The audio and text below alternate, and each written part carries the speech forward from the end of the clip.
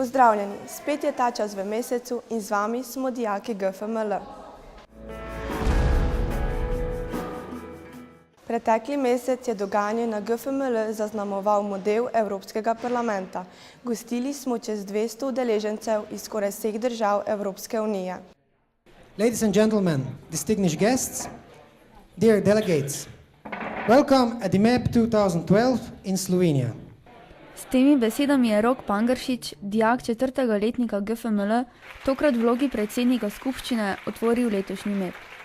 Model Evropskega parlamenta predstavlja simulacijo dela v pravem Evropskem parlamentu s tem, da dijaki v angleščini razpravljajo o temah, ki so na urniku parlamentu v Bruslju in Štrasburu. Naša gimnazija je v zadnjem tednu marca že 5. gostila model Evropskega parlamenta. Tokrat nas je obiskalo 160 mladih delegatov iz večine držav članic Evropske unije ter iz Hrvaške, Turčije in Makedonije, spremljalo pa jih je tudi 30 mentorjev. Pričakovanja pred konferenco so bila velika. I expect that many young people will be involved in Europe. We are all Europeans, but sometimes we do not know why we are European. And after this session, after they study so many problems, they will know exactly why we need solutions on European level. We cannot solve a problem of air pollution on Slovenian level or on German level or on French level. We have to solve it all together because air doesn't stop at the border. Vsaka taka stvar pripeljati toliko in toliko mladih iz vse Evrope pomeni ne samo globalizacijo, ampak pomeni tudi poživitev kulture, spoznavanja nove vezi, nova prijateljstva, ki se tkejo, in mislim, da vsi gimnazijci to potrebujejo. Večina udeležencev je v Slovenijo prispela v nedeljo, dočakali smo jih na letališču in jih prepeljali do gimnazije, kjer so jih že pričakali njihovi gostitelji, naši dijaki, starši. Po kratkem okrepčilu na gimnaziji so odšli k družinam gostiteljicam. Večji del dogajanja letošnjega modela Evropskega parlamenta je potekal v Biotermah Mala nedelja, ker se je v ponedeljek najprej odvijala slovesna otvoritev. Zbrane mlade delegate in mentorje so nagovorili sekretarka fundacije Model Evropskega parlamenta mladih Ana van Sminija-Mijering, poslanka v Evropskem parlamentu Zofija Mazej-Kukovič, litomerska županja Olga Karba in tudi danski veleposlanik Karsten van Nielsen. I think this event is very important. As you know, Europe is facing very big challenges right now, and we have to cooperate in order to define our common European future. We can do it if we work together, but it is necessary that all member countries take part in that process on a democratic basis, and that is what is the essence of this event. Sledila je kratka predstavitev vsake posamezne države udeleženke. Slišati je bilo vse od kulturnih in geografskih značilnosti, političnih in gospodarskih razmer, nekateri vodje delegacij pa so ubrali malce drugačno pot predstavitve. Izpostaviti velja predstavnika Češke republike. Verjamemo, da prevod predstavitve ni potreben. To show you how big our influence of our republic in the world is, I'm going to give you some examples to prove this fact. Firstly, the Czech Republic is the leading state in the field of culture. Big artists like the famous playwright Shakespeare or the singer and dancer Michael Jackson represent our state on international ground. Even film stars, for example, Jackie Chan, Chuck Norris, or another famous action hero, I only say chicken, not stirred, are making our name famous all around the world. And also, in the political direction, names like Che Guevara show our international importance in the area of revolution. Ponedeljkov popoldan je minil v medsebojno spoznavanje delegatov in okolice Bioterm, ki je prevzela večino udeležencev. The people are beautiful, the country is beautiful, And I'm not just joking around. It's a really nice country, and it surprised all of us. Well, it surprised all of us, and so yeah, thank you for your hospitality. V torek pa so delegati s polno paro začeli z delom. V 10 odborih so razpravljali o različnih temah.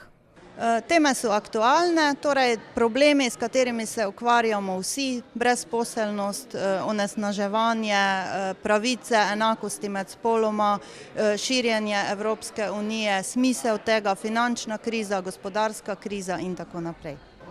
Predvsem je razprava recimo o zaposlovanju državljanov novih držav Evropske unije, problematiko v zvezi s tem v zahodnji Evropi, v starejših držav, v starejših članicah.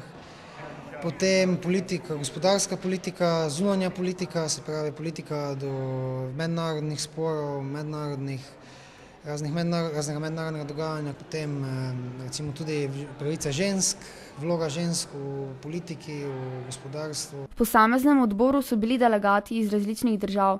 Vsak odbor pa je imel tudi vodjo, ki je imel malce drugačne naloge kot ostali delegati v odboru.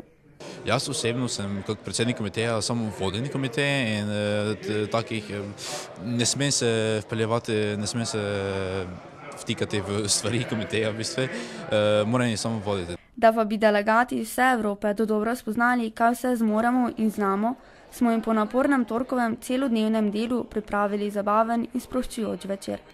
V Šicu se je odvila glasbeno-plesna prireditev, ki je obiskovalce več kot navdušila. The cultural event we had yesterday in the gym of this school was absolutely amazing. They really put a lot of effort in it, so we can't praise them enough really for what they've done for us. Nekateri mladi delegati so po prireditvi utrujeni legli v posteljo, tisti z malce več energije pa so se poveselili skupaj z našimi dijaki. V sredo se je dogajanje preselilo na hodnike in učilnice GFML. Delegati so pridno nadaljevali s svojim delom, mentorje pa je v mestni hiši sprejela županja občine Ljutomer, saj MEP gotovo dobro prispeva k prepoznavnosti celotne občine Ljutomer. Mi smo izredno ponosni, da se ta mednarodna konferenca odvija ravno pri nas v Ljutomeru, kajti to je za nas zelo dobro izhodišče, zelo dobra reklama in seveda tudi ponos, zato ker imamo tako odlično gimnazijo prav v Ljutomeru in prav je, da se to tukaj dogaja. Po prijetnem klepetu in kozarčku Prleške kapljice smo mentorje povprašali o vtisih. I feel very, very happy in Ljutomer. I have been to Ljutomer now 5 times and every time I feel very good. The area of Ljutomer is splendid for nature, but the best of Ljutomer are the people of Ljutomer because they really have a big heart and a friendly heart and they are very nice to be with. Very welcomed and amazed how friendly everyone is. The Slovenian hospitality has been incredible. Ljutomer has put Slovenia on the European map and itself on the map of Europe for hospitality, and we really feel at home here, and it will be very difficult to leave tomorrow. Tudi mladi delegati so bili podobnega mnenja. Slovenia is a very beautiful country. It's one of the, you have a lot of fields green. The hotel we stay is amazing. The people here are very, very helpful. And I think it was a good choice that MEP was held in Slovenia. Sredino dopoldne je minilo, delegati so počasi zaključevali z delom v odborih in hitro prihiteli na toplo pomladansko sonce, mi pa smo jih povprašali o delu in zaključkih posameznem odboru. Well, the committee was on women rights and gender equality, so we tried to find a solution how we can get women in higher positions, because now they're dominated by men, and how not to offend the men. Well, we didn't find the solution obviously because it's a difficult question, but we found some suggestions like women helping each other, or some some people that come to control the company, if there's a reason why the man is like in the high position. Naš komitej je diskutiral o sekundarni izobrazbi, pa kako bi pač v Evropi združili. In po mojem mnenju smo v tem času, pač koliko smo ga imeli na razpolago, ker je bilo en dan pa pol, ker za naše razmere fejs malo v bistvu, ampak za ta dan pa pol smo dosegli veliko, po mojem mnenju. Smo diskutirali večino možnih aspektov in tudi resolucija, na katero smo napisali, je precej uspešna, po mojem mnenju. V resoluciji smo pač omenili, kako bi lahko izboljšali, kako bi se združila sekundarna izobrazba po Evropi. Napisali smo možnosti, kako bi lahko tudi ustvarili nove organe, kjer bi to bolj nadzirali. Neke vrste evropsko, kako bi v srednji šoli tudi delali neke vrste evropsko maturo, nekaj podobnega, ni čisto isto kot matura, ampak pač, da bi imeli tudi možnosti delati v drugih državah, ne samo v našem primeru Sloveniji, da bi lahko delali po celi Evropi, pač, da bi se čim bolj združili v neki skupni sistem. Tota resolucija najprej ide na generalno zasedanje, ki bo v Ljubljani na FDV. In če bo resolucija sprejeta od preostalih delegatov in predsednikov, potem jo pošljemo dalje na Evropski parlament. In tudi tam bo vpogledana in bo se diskutiralo o tem. S tem se je delo po odborih zaključilo, kar pa ne pomeni, da se je končalo tudi delo na MEP-u. Tisti veliki zaključek je potem soboto in pa v petek, ko bodo prišle na vrsto razprave o resolucijah in pa potem zaključna ceremonija. Mladi delegati so se odpravili k družinam gostiteljicam, ki so imele še zadnji popoldan, da izkažejo svoje gostoljubje. Občutek je zelo lep, ker pač spoznaš nove prijatelje in poleg tega seveda lahko tudi greš k njim nazaj, da ti seveda vrnejo uslugo. Drugače pa je tudi malo naporno, saj želijo vse posod biti zraven in želijo pač spoznati čim več naše kulture, želijo pač videti vse, kar je mogoče. V četrtek zjutraj se je karavana MEP-a preselila v Kamnik in nato na Fakulteto za družbene vede, kjer je potekalo zaključno zasedanje. Več o dogajanju v Kamniku in Ljubljani pa v prihodnji oddaji. Meni je bilo v bistvu zelo fajn, ker smo vse organizirali, pa spoznali smo pač njihovo novo kulturo, pa predstavili smo našo državo, izboljšali mogoče svoje jezikovne sposobnosti, pa nove prijatelje smo dobili, tako zelo fajn. MEP is wonderful and it's very nice and I really think it's important because young people aren't very interested in politics and this is a good way to make it important for them. Pomlad je tudi čas, ko dijaki dokazujemo svoje znanje na raznih tekmovanjih. V četrtek 15.3.2012 je potekalo tekmovanje za Vegovo priznanje. Cilj je predvsem širiti znanje in poglabljati že osvojena znanja ter odkrivati lepote matematičnih problemov. Preizkušali smo se v različnih tipih nalog in se hkrati tudi nekako zabavali. Tekmovanje se je udeležilo 322 dijakov skupaj z vzgojiteljskim programom. Z prvega letnika se je na regijsko tekmovanje uvrstilo 12 dijakov, prvo mesto pa je dosegel Mitja Kolarič ter iz vzgojiteljskega programa Moris Baša. Z drugega letnika se jih je naprej uvrstilo 7, prvo mesto z gimnazijskega programa je dosegel David Grilec, z vzgojiteljskega pa Patrik Uciper. V tretjem letniku se jih je na regijsko uvrstilo 16, Žan Klaneček in Samo Kozmič sta dosegla prvo mesto ter Melanie Fartek z vzgojiteljskega programa. Tekmovali so seveda tudi četrti letniki. 9 se jih je uvrstilo na regijsko tekmovanje, prvo mesto na šolskem tekmovanju je zasedla Tjaša Legan in Katja Košar iz vzgojiteljskega programa. Na regijsko tekmovanje, ki bo potekalo 28.3.2012, gre 54 dijakov. Celotne gimnazije skupaj z vzgojiteljskim programom bronasto priznanje dobijo 104 dijaki.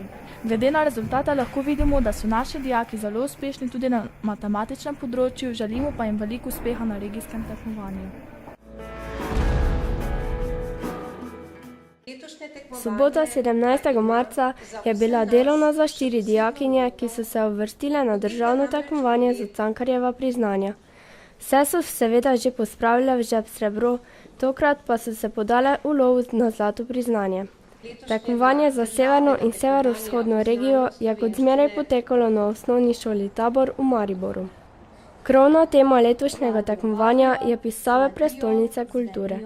Dijaki seveda tekmujejo po stopnjah, tako sta bila izziv prvim in drugim letnikom besedili Štefana Kardoša, Rizling Polka in Miška Kranjca Povest o dobrih ljudeh 3. in 4. letniki pa so prebrali Jančarjev roman To noč sem jo videl ter Nostalgijo Dušana Šarotarja. Besedila prinašajo pester nabor tem in motivov, ob katerih se da razmišljati zelo na široko. Dijakinje so preizkušnji prestale, svoje razmišljanja strnile v odlične eseje, za rezultate pa bo potrebno še nekoliko počakati. Tako kot večina državnih tekmovanj je tudi angleško debatno prvenstvo običajno v marcu ali aprilu in letos je bilo v soboto 24. marca na drugi gimnaziji Maribor. Sodelovalo je 25 ekip. Z naše šole so tekmovale 3 ekipe. Ljutomer A so bili Damjan Pjevič, Denis Gönc in Grega Premoša. Ekipa Ljutomer B so bili Mihael Pojbič, Urh Lukman in David Grilec. Ekipa Ljutomer C pa Živa Antolin, Zoran Fijavš in Jure Petovar. Vsaka ekipa je debatirala na 3 trditve. V šoli smo se pripravljali na naslednje. Vojnim zločincem bi morali soditi v domači državi, prepovejmo oglaševanje namenjeno otrokom. Trditev, na katero so se debaterji pripravljali sami v času 1 ure pred debato, pa je bila: naše življenje bo boljše kot življenje naših staršev. Državni prvaki v angleški debati za šolsko leto 2011-2012 so postali druga gimnazija Maribor C, B ekipa gimnazije Franca Miklošiča Ljutomer je postala druga najboljša v državi, 3. mesto pa je pripadlo drugi D. Iz naše C ekipe je bil Zoran Fijavš 4. najboljši govorec v državi, Živa Antolin pa 11.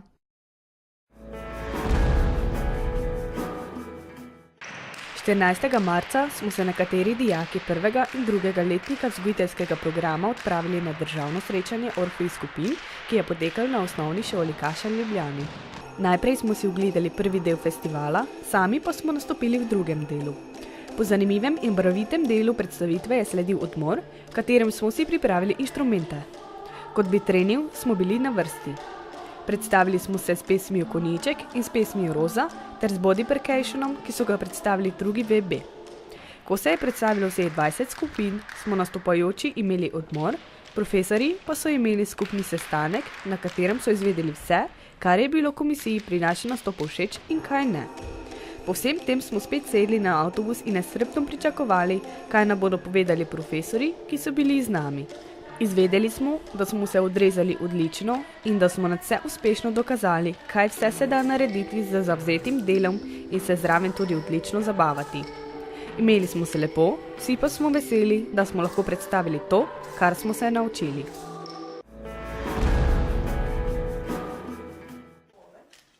V torek, 6. marca, je bilo na gimnaziji v Čakovcu organizirano mednarodno naravoslovno tekmovanje. Tekmovanja so se udeležili tudi naši dijaki gimnazije Franca Miklošiča Ljutomer, dijaki gimnazije Čakovec in dijaki ene izmed madžarskih gimnazij. Ob 9. uri je bila otvoritev tekmovanja z uvodnimi pozdravi in kratkim glasbenim delom. Sledila je delitev v 8 skupin, izmed katerih so vsako sestavljali en Slovenec, en Hrvat in en Madžar. Po razdelitvi skupine so predstavili potek tekmovanja, pravila, časovno omejitev in točkovanje. Vsaka skupina je imela svoj računalnik in preko spletne učilnice pri vsakem tekmovanju vnašala rezultate oziroma odgovore. Teste in navodila so imeli vsak v svojem jeziku in ena skupina v angleškem jeziku. Najprej so reševali test iz matematike, ki je bil precej zahteven, a so ga skupnimi močmi opravili, kar pa ni šlo, pa so izšteli odgovore, saj so vsa tekmovanja bila sestavljena za obkroževanje. V drugem delu je sledil test iz fizike in praktična vaja, pri kateri so računali raztezni koeficient smeti. Vsaka skupina je imela seveda vse pripomočke, na koncu pa so morali napisati tudi poročilo. Sledil je kratek odmor, po katerem je sledil test iz kemije in biologije.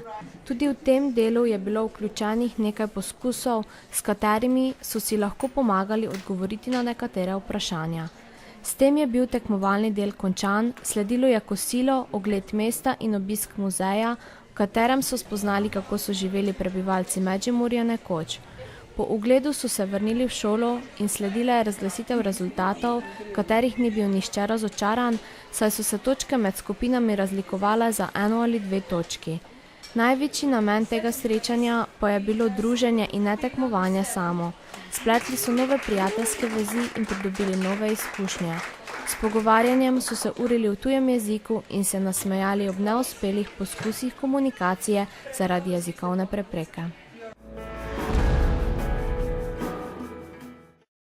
22. marca je že 14. leto potekal frankofonski dan v Celju, njegov pomen pa je bil poudariti pomen francoskega jezika v slovenskem prostoru. Vsi dijaki in dijakinje, ki se učijo francoskega jezika, so se zbrali v Slovenskem ljudskem gledališču Celje, kjer so se predstavili z gledališkimi in glasbenimi točkami. Predstavitve se je tudi udeležil gospod Laurent Alberti z francoskega veleposlaništva. Naše dijakinje in dijaka so se predstavili s petjem francoske himne ter recitiranjem slovenske himne v francoščini. Vse slovenske akcije Očistimo Slovenijo smo se udeležili tudi mi. V soboto 24. marca 2012 smo se dijaki gimnazije Franca Miklošiča Ljutomer udeležili vse slovenske akcije Očistimo Slovenijo. Dijaki, ki obiskujejo gimnazijo, so tako čistili po svojih občinah in s tem dodali svoj delež k boljšemu izgledu Pomurja. Skupaj se je akcije udeležilo več kot 600 dijakov in delavcev šole, kljub temu, da bi sobotno dopoldne lahko preživeli doma. S svojim dejanjem smo tako spet dokazali, da nam ni vseeno za naše okolje, v katerem živimo. Da osvojimo več znanja, se odpravljamo na različne ekskurzije. Tudi tokrat smo se. Četrtek 22. marca smo se dijaki 3. letnikov predšolske vzgoje odpravili na ekskurzijo v Maribor z namenom, da spoznamo drugačno obliko vrtcev. Najprej smo si v zavodu Antona Martina Slomška ogledali Montessori vrtec. Marija Montessori je bila med prvimi, ki je dokazovala občutljiva ali kritična obdobja v intelektualnem razvoju. Je stavek, s katerim je predstavitev Montessori pedagogike pričela ravnateljica vrtca Hiše otrok v Mariboru. Marijo Montessori je veliko bolj zanimalo delo v praksi, kot oblikovanje dokončnih teoretičnih stališč. Njenemu spoznanju, da je samo motivacija otroka edini verodostojen impuls za učenje in da so otroci sami v sebi nagnjeni k učenju, pa tradicionalna vzgoja in izobraževanje še vedno ne verjamejo v celoti. Učitelj mora prepoznati, da so znanstvene metode omejene in da naj bo njegovo vodilo spoznanja otroka vprašanje, kdo si ti? Montessori pedagogika v ospredje postavlja vlogo učitelja kot znanstvenika, v katerem opazovanje otrok prebudi nekaj več kot samo zanimanje za fenomen. Pot nas je nato vodila na razstavo o arhitekturi, zatem pa v inštitut Sojn izvire Maribor, kjer smo se seznanili z valdorfsko pedagogiko. Najbolj pomembno nam je počutje otrok, izhajamo iz otrokovih potreb, jih na nek način skušamo čim bolj vključiti v samo metodično pedagoško delo. Zato omogočimo otrokom veliko gibanja na svežem zraku, tudi notri v prostoru imajo v toku proste igre veliko gibanja. Upoštevamo, da vsi procesi pri človeku temeljijo na dihu, vdih, pauza, izdih in tako tudi cel proces skušamo na tej filozofiji zasnovati, da otroci se igrajo, dajo iz sebe in potem na drugi strani dobijo določene vsebine, ki so primerne njihovemu razvoju. To pomeni, veliko se gibajo, srečujejo se z zelo naravnimi materiali, skušamo vse delati v duhu trajnostnega razvoja. Otroci lahko prisluhnejo pravljicam, ki jih vzgojiteljice pripovedujejo, tukaj zunaj ustvarjajo z zemljo, vzgojiteljice so zgled, urejajo vrt, vrtičkajo, vrtnarijo, materiali so zelo univerzalni, tako da otroci lahko zelo gibalno ustvarjajo, pa tudi delajo v skladu s svojo lastno domišljijo. Želimo, da je vzdušje v vrtcu čim bolj domače, kot je mogoče včasih potekalo na domačijah, na kmetijah, kjer so otroci imeli tudi ta stik z naravo, vsakodnevnimi opravili. Gospodinjstvo je pomembno, vse to vzgojiteljice skušajo na čim lepši način narediti. Otroci se svobodno potem vključijo, ko želijo, pomagajo. Potem iz tistega, ko pomagajo, ko nekaj sodelujejo z vzgojiteljicami in jo opazujejo, iz tistega dobijo navdih za svojo lastno igro, tisto vnesejo v svojo igro, v svoji igri to obogatijo, naredijo čisto po svoje. Tako za profesorje, ki proučujejo različne module, kot tudi za dijake predšolske vzgoje, sta obe pedagogiki izjemnega pomena. Ne zajemata le teorije, marveč celostni kurikul, ki živi v praksi. Ekskurzija je bila izjemnega pomena, saj imamo dijaki možnost razširiti svoje obzorje v spoznavanju različnih pristopov v predšolski pedagogiki. Navduševali smo se nad posebnostmi ene in druge pedagogike, sanjali o idealnih kombinacijah posameznih pristopov, kar se je kazalo v naših željah po več tovrstnih obiskih ter dodatni pozitivni naravnanosti za odkrivanje novega. –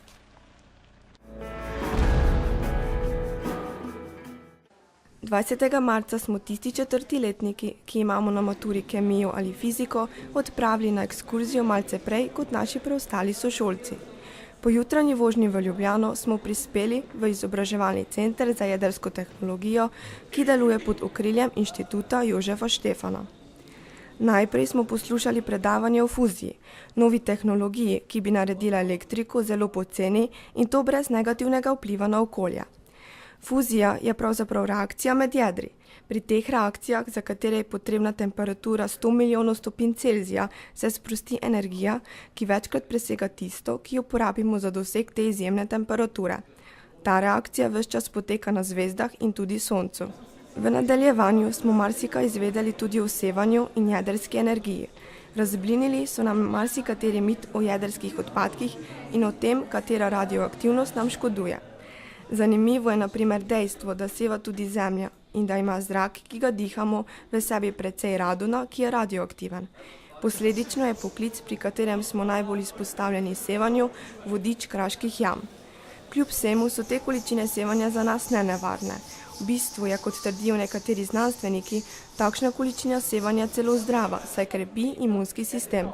Radioaktivno sevanje v nuklearnih elektrarnah in njihovih odpadkih je prav tako veliko manj nevarno, kot ljudje mislimo.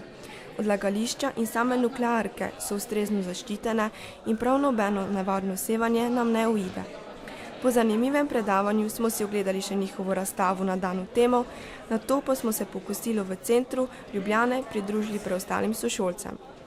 Ta dan smo vsi skupaj končno lahko doživeli Cankarjevo ščuko, Grozda, Grunda in še koga na ljubljanskem odru. Ljubljana nas je sprejela v vsem zanju neobičajnem sončnem sijaju in nam najprej ponudila kavico ali čaj na obrežju Ljubljanice, dekletom pa večinoma skok v bližnje trgovine. V popoldanskem času smo skoraj okupirali Šentjakobsko gledališče in uživali v kar malce aktualizirani predstavi izvrstnih igralcev. Sicer preprosto sceno so dopolnjevali izvirni in dinamično zasnovani dialogi ter izjemna situacijska komika, ki so jo gledališki veterani zmogli brez težav. Občutki ob koncu so bili različni, od prvovrstnega navdušenja do nepričakovanega presenečenja. Poudariti moramo namreč, da gledališka uprizoritev razumljivo ni zgolj memes iz dramskega teksta iz knjige, prav nasprotno je oder življenja našega vsakdanjika, zato torej presenečenje. Ja, po soočanju s stvarnostjo smo se vanju spet vrnili, hop na avtobus in nazaj v Ljutomer. Med 9. in 11. marcem so se naši dijaki udeležili matematičnega tabora na Ptuju v Centru šolskih in obšolskih dejavnosti Štrk. Tabora se je udeležilo 26 dijakov, organizirale pa so ga profesorica Anica Šimunka, Irena Ravterepija in Mateja Škrlec. Dijakom so pripravile veliko nalog, urili pa so se v geometriji, izrazih, neenakosti, absolutni vrednosti, logičnih nalogah in tako dalje. V petek so prispeli in po nastanitvi so začeli računati. Najprej so se posvetili logiki in začeli z različnimi tehnikami razmišljanja, ki jih lahko uporabimo pri takšnih nalogah. Naslednji dan so se razdelili po letnikih in vsak letnik posebej se je posvetil svoji snovi. Ob koncu dneva pa so skupaj spet razvijali tehnike razmišljanja, ki jih lahko uporabljaš predvsem pri različnih tekmovanjih iz logike.